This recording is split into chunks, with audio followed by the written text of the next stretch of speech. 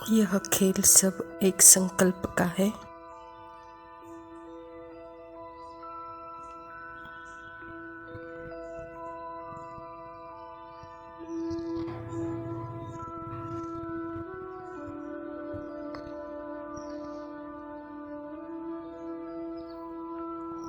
एक संकल्प का चोला पहने आत्मा यह सब खेल कर रही है।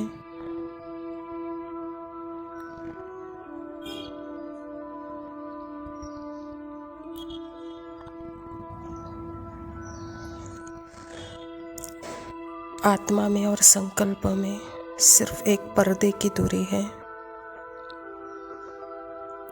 1 सेकंड की दूरी है।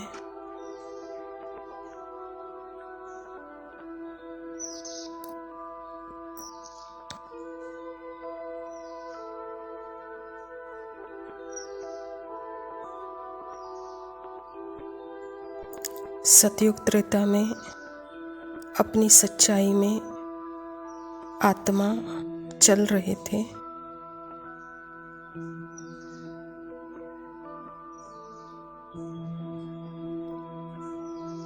और वही आत्मा द्वापर कलयुग में अपने आप को ढूंढ रही थी।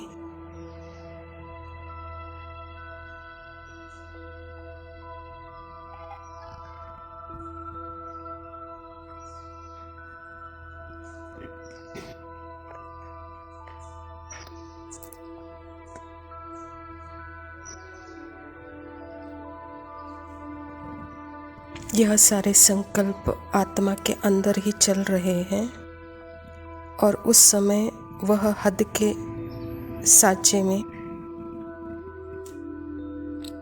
डालकर स्वरूप बन जाती है।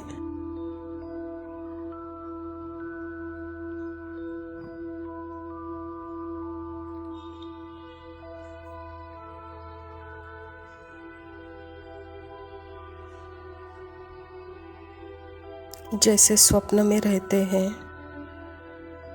और जब उड़ते हैं तो वह अलग दिखाई देता है।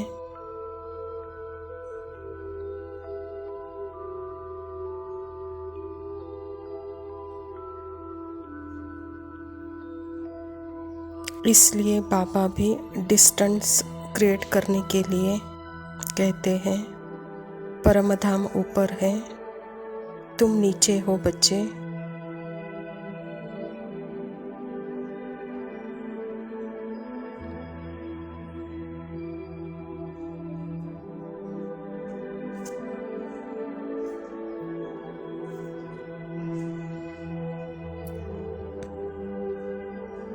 थोड़े समय के लिए स्पेस रखते हैं, अलग रखते हैं। बाबा भी डिस्टेंस क्रिएट करते हैं।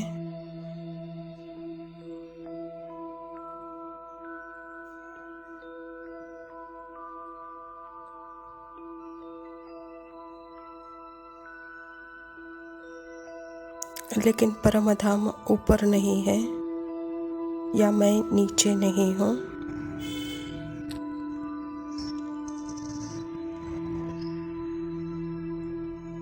आत्मा के लिए कोई ऊपर नीचे है ही नहीं।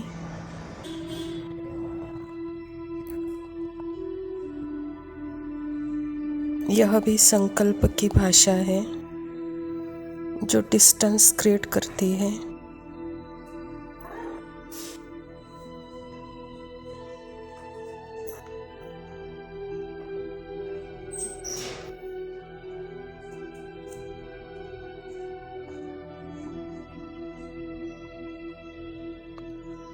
यह भी संकल्प का चोला पहने आत्मा परमधाम को ऊपर देखती है।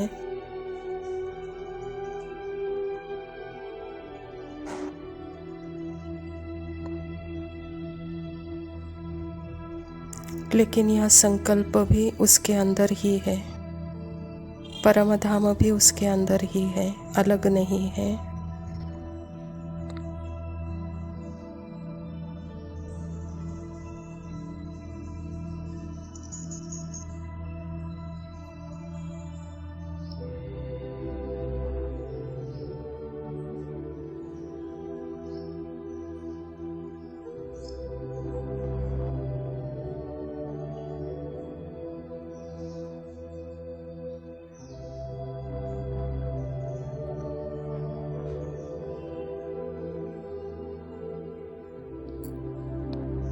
ये सारे संकल्प, फीलिंग, इमोशन, एक्शन, यह सब मुझ आत्मा में ही है। अब इससे थोड़ी दूरी बनानी है, थोड़े समय के लिए। अपने आप को रिलैक्स करना है।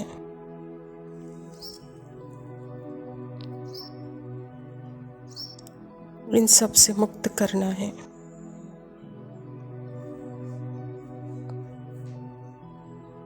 साइलेंस होना है।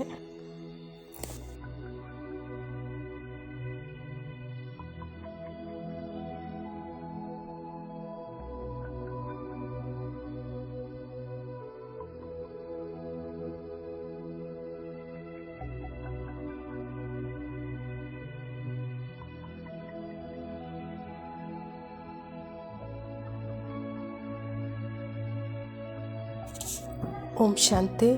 प्रातः मुरली, बाप दादा मधुबन। मीठे बच्चे, तुम अपने को संगम युगी ब्राह्मण समझो तो सतयुगी झाड़ देखने में आएंगे और अपार खुशी में रहेंगे। स्वयं परमपिता परमात्मा ही इस धरा पर आकर प्रजापिता ब्रह्मा के तन द्वारा यह ईश्वरीय विश्वविद्यालय की स्थापना की है। और परमात्मा पिता को पता है कि यह सृष्टि, जिस सृष्टि में आज मेरे बच्चे रहते हैं, वहाँ दुख की सृष्टि यह बनी कैसे है? संकल्प द्वारा। तो परमात्मा पिता भी हम बच्चों को साथ लेकर संकल्पों की नई सृष्टि रचते हैं। पहले संकल्प करते थे दुख के, तो कलयुग बना। अभी बाबा कहता है कि बच्चे सुख के संकल्प करो तो सतयुग आएगा, सतयुग का झाड़ दिखाई देगा। यह सुख कोई बाहर नहीं है बच्चे, आपके अंदर ही है। आप आत्मा हो ही सुख स्वरूप। उस स्वरूप को प्रत्यक्ष करने के लिए मन के द्वारा भी वह संकल्प उत्पन्न करो और परमात्मा के साथ उन संकल्पों में भी साक्षी हो जाओ, तो सतयुग यहाँ ही अनुभव होगा। प्रश्न है, जो ज्ञान के शौकीन बच्चे हैं उनकी निशानी क्या होगी? वे आपस में ज्ञान की ही बातें करेंगे, कभी परचिंतन नहीं करेंगे, एकांत में जाकर विचार सागर मंथन करेंगे। आत्मा को सर्वश्रेष्ठ साथी, सर्वश्रेष्ठ संग परमात्मा का मिला है। जब आत्मा परमात्मा के संग में है तो वहाँ सदा ही जैसे उसका मूल रूप, अनादि रूप साइलेंस का बन जाता है और उस साइलेंस में सब कुछ उसको स्पष्ट दिखाई देता है, अपना भी पात्र तो दूसरों का भी पात्र। तो वहाँ अपने पात्र से ही वह दूरी बनाती है, तो दूसरे पात्र का वह परचिंतन भी कर नहीं सकती। तो बाबा भी कहता है कि बच्चे एकांत में जाकर के इस ज्ञान का सार निकालो, कहता बाबा, और इस सार का अनुभव करो, क्योंकि अभी ही संगम पर ही यह ज्ञान मिलता है। प्रश्न है, इस सृष्टि ड्रामा का कौन सा राज तुम बच्चे ही समझते हो?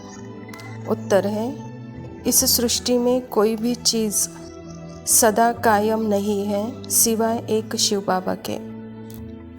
पुरानी दुनिया की आत्माओं को नई दुनिया में ले जाने के लिए कोई तो चाहिए। यह भी ड्रामा का राज तुम बच्चे ही समझते हो।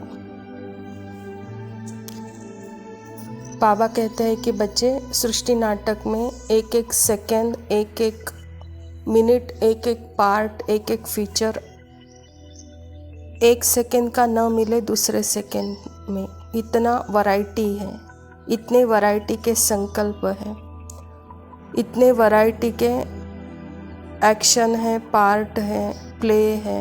उस सब में जैसे कि आत्मा उसका भी स्वरूप बन गई है, लेकिन उसी एक्शन द्वारा, संकल्प द्वारा, उसी इमोशन द्वारा, फीलिंग द्वारा उसका ही उपयोग परमात्मा पिता करके हमको नई दुनिया में ले जाने का काम करते हैं।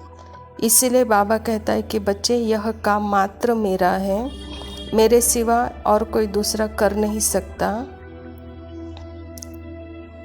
यह भी ड्रामा का रहस्य है। मैं भी इस ड्रामा में जैसे कि मैं रिजर्व में हूँ। आपको पुरानी दुनिया से नई दुनिया में ले जाने के लिए मैं रिजर्व हूँ।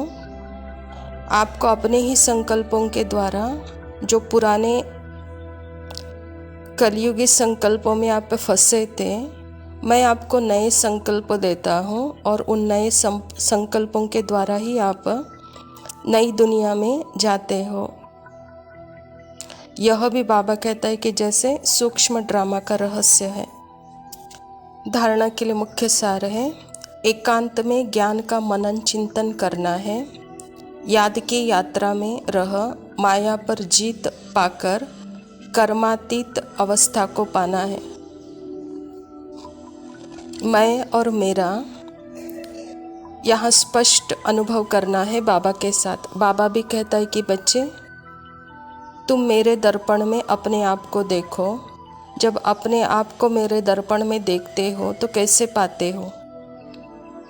मेरे जैसे ही पाते हो।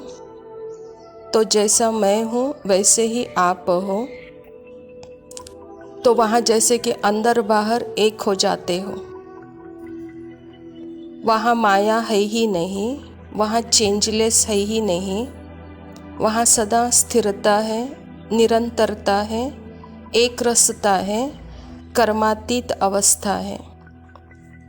यही है माया पर जीत। दूसरा पॉइंट है, किसी को भी ज्ञान सुनाते समय बुद्धि में रहे कि हम आत्मा भाई को ज्ञान देते हैं। नाम रूप देह सब भूल जाए।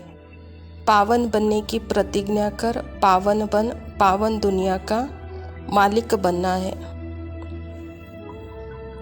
परमात्मा पिता जिस दिन इस धरा पर प्रजापिता ब्रह्मा के तन में आए, उसी दिन सारे विश्व के आत्माओं को स्मृति में लाते हैं और उसी दिन सारे आत्माएं जैसे स्मृति में आ जाते हैं। लेकिन स्मृति को प्रत्यक्ष करने का पार्ट, स्मृति को अपने संकल्प में, स्मृति को अपने आवाज में अनुभव करने का पार्ट, बोलने का पार्ट वो समय अनुसार है और समय अनुसार ही वह प्रत्यक्ष होता है। तो इसलिए बाबा भी कहता है कि बच्चे, आप सदा स्मृति स्वरूप होकर सामने वाले को भी सदा स्मृति स्वरूप रूप में ही देखो, कहता बाबा।